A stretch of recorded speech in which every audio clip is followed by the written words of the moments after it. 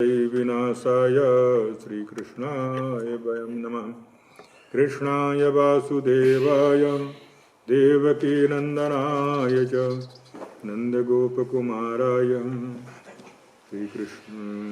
ॐ कृष्णाय वासुदेवाय हरे परमात्मने प्रणतक्लेशनाशाय गोविन्दाय नमो नमः। कृष्णाय वासुदेवाय देवकीनन्दनाय च नन्दगोपकुमाराय गोविन्दाय नमो नमः। यं प्रव्रजन्तमनपेतमपेतकृत्यं द्वैपायनो विरहकातरया जुहाव पुत्रेति तन्मयतया तरवोऽभिनेदुस्तं सर्वभूतहृदयं मुनिमानतोऽस्मि। श्रीशुकोवाच अथ विज्ञाय भगवान् सर्वात्मा सर्वदर्शनः सैरन्ध्र्याः कामतप्तायाः प्रियमीक्षन् गृहं येऊ महार्होपस्करकरैराढ्यं कामोपायोपबृंहितं मुक्तदामः पताकाभिर्वितानं शयनाशनैः धूपैः सुरभिर्दीपैः सद्गन्धैः मण्डितं गृहं तमायान्तमवेक्ष्य शासनात् सद्यः समुत्थाय सुजातसम्भ्रमः यथोपसंगम्य सखीभिरच्युतं सभाजयामास सदासनादिभिः।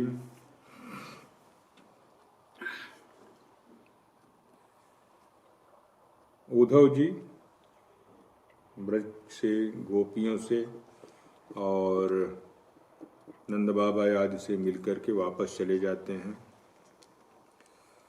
अब वहाँ जाकर के भगवान श्री कृष्ण से वृंदावन की ब्रज की गोपियों का और उनके माता पिता नंद बाबा आदि सबका समाचार सुनाते हैं।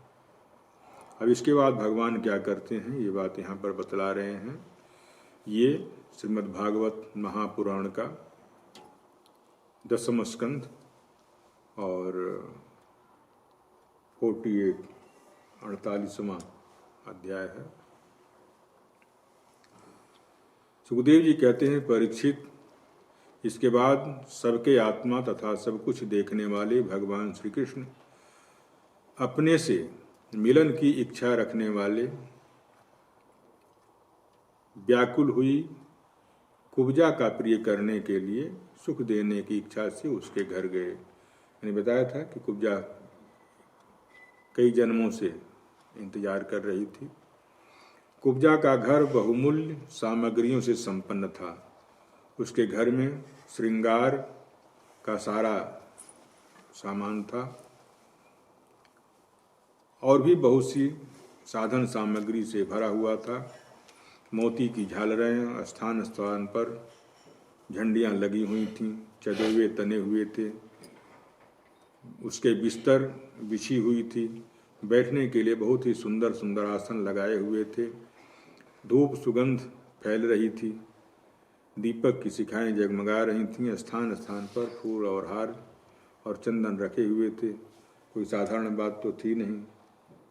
वो कंस की जहाँ चंदन लगाने वाली सैरेंद्री थी, तो वो उसकी इच्छा तो पूरा करेगा और धन की कमी तो छोड़ेगा नहीं।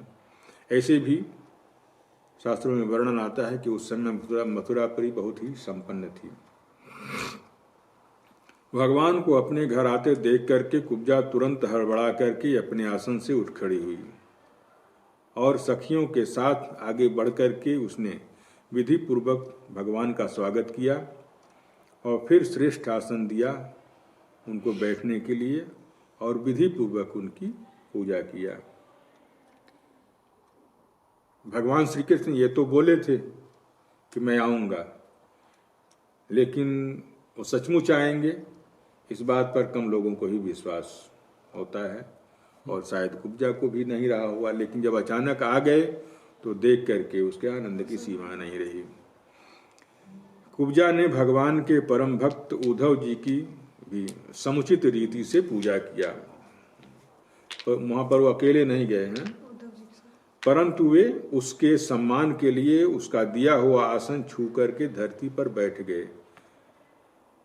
कृष्ण जी को दिया हुआ आसन छूकर धरती पर बैठे। नहीं, कृष्ण जी कुब्जा ने जो आसन दिया भगवान श्री कृष्ण को, जैसे चौकी या सेजा जो बिस्तर दिया बैठने के लिए, उसी प्रकार से उद्धव जी के लिए भी दिया वही आसन उसी प्रकार का। लेकिन चूंकि भगवान श्री कृष्ण के भक्त हैं उद्धव जी, इसलिए वो नीचे बैठना पसंद करते तो वो भगवान के बराबर बैठना पसंद नहीं करेंगे, वो नीचे आसन पर जमीन पर बैठ जाते हैं। उसको अब कुब्जा भगवान की प्रिय भक्त है या उनके सम्मान के लिए भगवान उसके पास आए हुए हैं, एक तरह से स्वामी का सम्मान वहाँ पर दिया जा रहा है, तो इसलिए उसके दिए हुए आसन को स्पर्श कर लेते हैं, मतलब एक सम्मान देना हुआ, यहाँ ठीक है मैं बैठ गया। लेकिन वो बैठते हैं नीचे।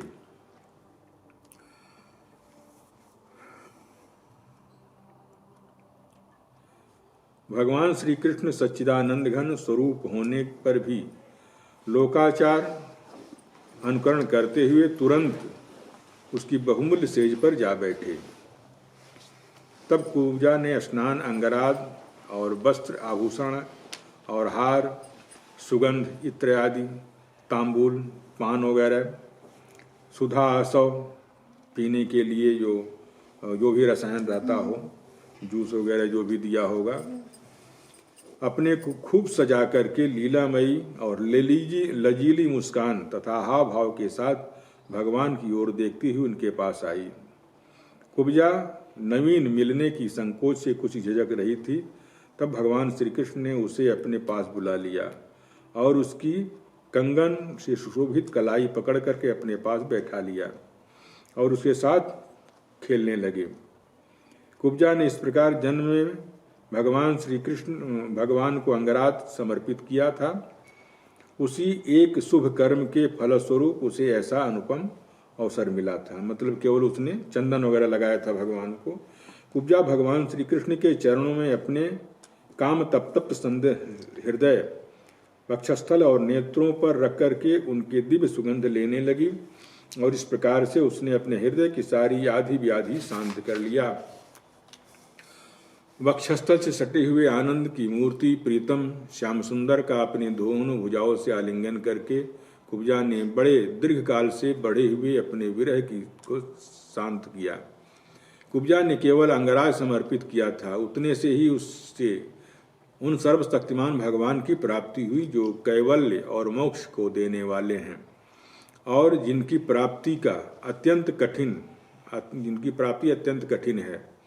परंतु उस दुर्भगा ने उन्हें प्राप्त करके भी ब्रज गोपियों की भांति सेवा न मांग करके यही मांगा, प्रीतम आप कुछ दिन यहीं रह करके मेरे साथ क्रीड़ा कीजिए, क्योंकि हे कमलनयन मुझे आपका साथ नहीं छोड़ा जाता है। भगवान श्री कृष्ण सबका मान रखने वाले और सर्वेश्वर हैं। उन्होंने उसे अभिष्ट वर दे करके उसकी पूजा को स्वीकार किया। फिर अपने प्यारे भक्त उद्धव जी के साथ अपने सर्वसम्मानित घर पर लौट आए। भगवान ब्रह्मा आदि समस्त ईश्वरों के भी ईश्वर हैं। उनको प्रसन्न कर लेना जीव के लिए बहुत कठिन है। जो कोई उन्हें प्रसन्न करके उनसे विषय सुख मांगता है वह निश्चय ही दुर्बुद्धि है, मंदबुद्धि है, क्योंकि वास्तव में विषय सुख अत्यंत तुच्छ हैं, नहीं के बराबर हैं। भगवान को प्राप्त करके अगर संसार की कोई वस्तु जो उसे सांसारिक सुख दे रहा है अगर वह मांगता है तो इसका मतलब है वो ठगा गया है भगवान के द्वारा। उसने उस तपस्या का, उस भक्ति का, उस प्रेम का पूरा फल भगवान से वसूल नहीं किया। भगवान से वास्तव में अगर कुछ मांगना है तो भगवान को ही मांगो, उनका प्रेम मांगो, भक्ति मांगो, अन्यथा तुम ठगे जा रहे हो। कुब्जा ने भी भगवान से सांसारिक सुख ही मांगा, इसलिए वो ठगी गई। इसके बाद एक दिन सर्वात्मा सर्वशक्तिमान भगवान श्री कृष्ण बलराम जी और उद्धव जी के साथ अक्रूर जी की अभिलाषा पूर्ण करने के लिए उनकी कुछ काम लेने के लिए उनके घर गए। अक्रूर जी ने दूर से ही देख लिया कि हमारे परम बंधु मनुष्य लोक के शिरोमणि भगवान श्री कृष्ण और बलराम जी इधर ही पधार रहे हैं, इधर ही आ रहे हैं। वे तुरंत उठ करके आगे आए और आनंद से भर करके उनका अभिनंदन और आलिंगन किया। अक्रूर जी ने भगवान श्री कृष्ण और बलराम जी को नमस्कार किया तथा उद्धव जी के साथ उन दोनों भाइयों ने भी उन्हें नमस्कार किया। जब सब लोग आराम से आसन पर बैठ गए तब अक्रूर जी उन लोगों की विधिवत पूजा करने लगे।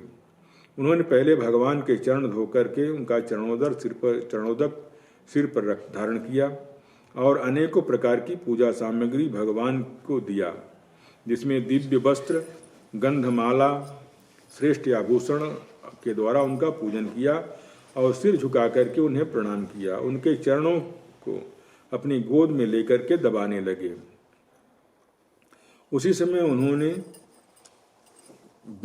विनयावनत मतलब नम्रता पूर्वक ऐसे हाथ जोड़ करके जैसे बैठे ऐसे बैठ करके भगवान श्री कृष्ण और बलराम जी से कहा, भगवान, यह बड़े ही आनंद और सौभाग्य की बात है कि पापी कंस अपने अनुयायियों के साथ मारा गया।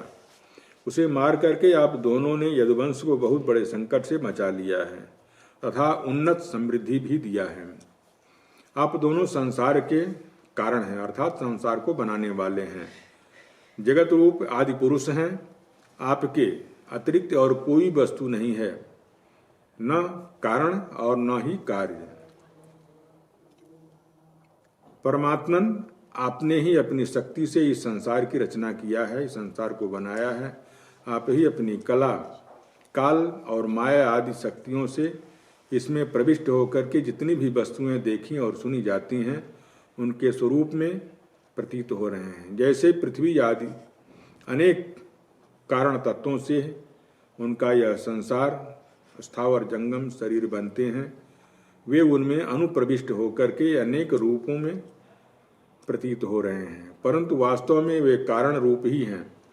इसी प्रकार से तो केवल आप ही, परंतु अपने कार्य रूप संसार में अपनी ही इच्छा से अनेक रूपों में प्रतीत होते हैं। यह भी आपका एक लीला है। भगवान, आप रजोगुण, सत्वगुण और तमोगुण अपनी शक्तियों से क्रमशः संसार की रचना, पालन और संहार करते हैं, किंतु आप उन गुणों से अथवा उनके द्वारा होने वाले कर्म से बंधन में नहीं पड़ते हैं, क्योंकि आप शुद्ध ज्ञान स्वरूप हैं। ऐसी स्थिति में आपके लिए बंधन का कारण ही क्या हो सकता है। प्रभु स्वयं आत्मवस्तु में ये स्थूल शरीर, जो ये शरीर हमारी दिखलाई दे रही है, इसको स्थूल शरीर कहा जाता है और आत्मा को सूक्ष्म शरीर कहा जाता है।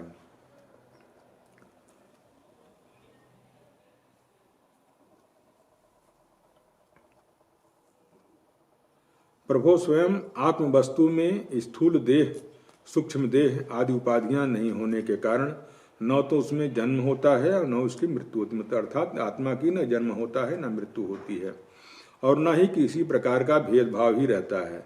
ये कारण है कि न आप में बंधन है और न मोक्ष है। आप में अपने अपने अभिप्राय के अनुसार बंधन या मोक्ष की जो कुछ कल्पना होती है उसका कारण केवल हमारा अविवेक ही है।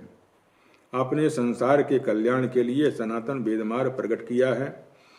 जब जब इसे पाखंड पथ से चलने वाले दुष्टों के द्वारा इसकी क्षति पहुंचाई जाती है, मतलब इसमें दोष आ जाते हैं, जैसे आजकल जो स्थिति है, पाखंड उसमें फैला हुआ है, तब तब आप शुद्ध सत्वमय शरीर धारण ग्रहण करते हैं।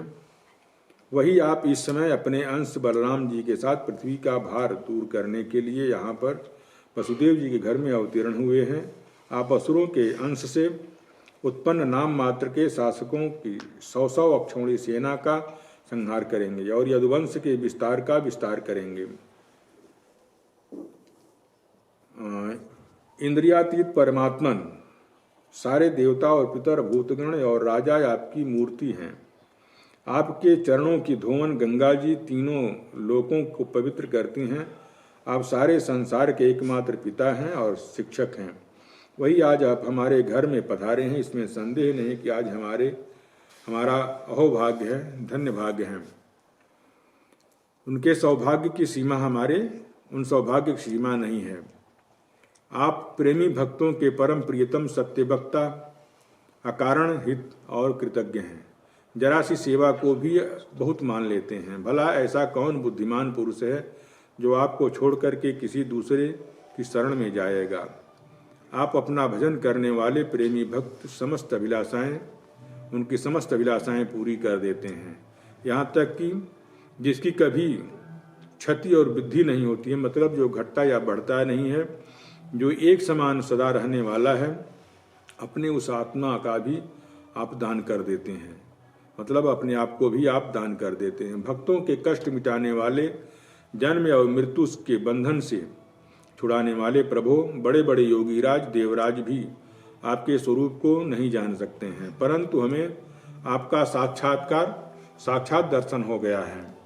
यह बड़े सौभाग्य की बात है कि हम स्त्री पुत्र धन स्वजन शरीर और घर आदि में मोह की रस्सी में बंधे हुए हैं। अवश्य ही आपकी माया का खेल है। आप कृपा करके इस गाढ़े संबंध को शीघ्र ही काट दीजिए। सुखदेव जी कहते हैं, परीक्षित, इस प्रकार से भक्त अक्रूर जी ने भगवान श्री कृष्ण का पूजा और स्तुति किया। इसके बाद भगवान श्री कृष्ण ने मुस्करा करके अपनी मधुर वाणी से उन्हें मोहित करते हुए कहा कि हे तात, आप हमारे गुरु हितोपदेशक हैं, मतलब आप हमारे कल्याण की बात बताने वाले हैं। आप हमारे चाचा हैं, हमारे वंश में अत्यंत प्रशंसनीय हैं तथा हमारे सदा के हितैषी। हम तो आपके बालक हैं और सदा ही आपकी रक्षा पालन और कृपा के पात्र हैं। अपना परम कल्याण चाहने वाले मनुष्य को आप जैसे परम पूजनीय और भाग्यवान संतों की सर्वदा सेवा करनी चाहिए। आप जैसे संत देवताओं से भी बढ़कर के हैं, क्योंकि देवताओं में तो स्वार्थ रहता है, परंतु संतों में स्वार्थ बिल्कुल नहीं होता है। केवल जल तीर्थ, नदी, सरोवर ही तीर्थ नहीं होते हैं। केवल मिट्टी और शिला के द्वारा बनाई हुई मूर्ति ही देवता नहीं होती है। उनकी तो बहुत दिनों तक श्रद्धा से सेवा किया जाए तब वो पवित्र करते हैं, तब वो फल देते हैं, परंतु पुरुष तो अपने दर्शन मात्र से ही पवित्र कर देते हैं। चाचा जी, आप हमारे हितैषी और सुहृदों में सबसे श्रेष्ठ हैं, इसलिए आप पांडवों का हित करने के लिए, उनका कल्याण करने के लिए, उनका कुशल मंगल जानने के लिए हस्तिनापुर जाइए। हमने ऐसा सुना है कि राजा पांडु के मर जाने पर अपनी माता कुंती के साथ युधिष्ठिर आदि पांडव बड़े दुख में पड़ गए हैं। अब राजा धृतराष्ट्र उन्हें अपनी राजधानी हस्तिनापुर में ले आए हैं और वे वहीं रहते हैं। आप जानते ही हैं कि राजा धृतराष्ट्र एक अंधे हैं और दूसरे उनमें मनोबल की भी कमी है। उनका पुत्र दुर्योधन बहुत ही दुष्ट है। उसके अधीन होने के कारण वे पांडवों के साथ अपने पुत्रों जैसा समान व्यवहार नहीं कर पाते हैं। इसलिए आप वहां जाइए और मालूम कीजिए कि उनकी स्थिति अच्छी है या बुरी। आपके द्वारा उनका समाचार जान करके मैं ऐसा उपाय करूंगा जिससे उनके सुहृदों को सुख मिले। सर्वशक्तिमान भगवान श्री कृष्ण अक्रूर जी को इस प्रकार से आदेश देकर के बलराम जी और उद्धव जी के साथ वहां से अपने घर लौट आए।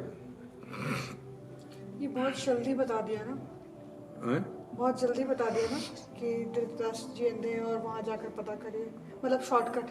हाँ, ये महाभारत नहीं है, ये श्रीमद् भागवत है। महाभारत का जो प्रसंग है उसमें जो घटनाएं जो कथाएं आती हैं वो बहुत ही संक्षिप्त में यहाँ दिखाएंगे, कुछ बातें केवल दिखाएंगे। इसके बाद अक्रूर जी जाते हैं हस्तिनापुर और वहाँ का समाचार उनको धृतराष्ट्र को समझाते हैं, समाचार आकर के बतलाते हैं, जिसको सुन करके ये लोग संतुष्ट नहीं होते हैं, भगवान श्री कृष्ण और बलराम जी। जय श्री कृष्ण। जय श्री कृष्ण।